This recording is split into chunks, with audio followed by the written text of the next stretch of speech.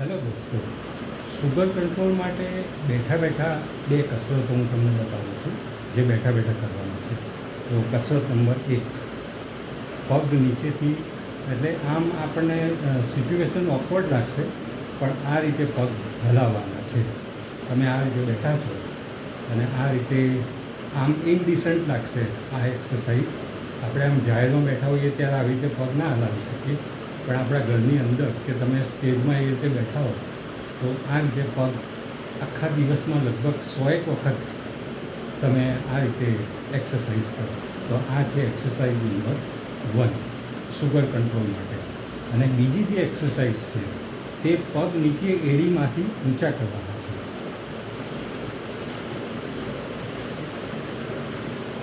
આ રીતે 1 2 1 2. આપણે સિલાઈ મશીન જે દરજી જે કરતા હોય છે અને એના જે પગ ઊંચા નીચા થતા હોય છે, બસ ઓલમોસ્ટ એ સિચ્યુએશનમાં આ રીતે પગ નીચે એડીમાંથી પગ ઊંચા કરવાના છે. આ રીતે આ એક્સરસાઇઝ પણ આખા દિવસમાં 100 વખત કરવાની છે. અને પછી તમે મહિના પછી તમે રિઝલ્ટ એનું જોઈ શકો છો.